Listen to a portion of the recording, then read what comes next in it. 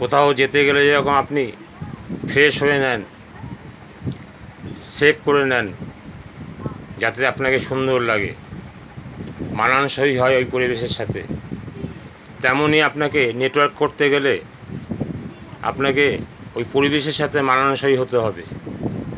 নেটওয়ার্কের যে মিটিংগুলো হয় সেই মিটিংগুলোতে একটা পরিবেশ আসে, সেই পরিবেশের সাথে যেমন আপনি আপনাকে ফ্রেশ করেছেন, সেভ করেছেন সুন্দর লাগার জন্য, তেমন ওই পরিবেশটাকেও ফ্রেশ এবং সেভ করতে হবে যাতে ওই পরিবেশটা সুন্দর হয়। এবং তাহলেই দেখবেন আপনার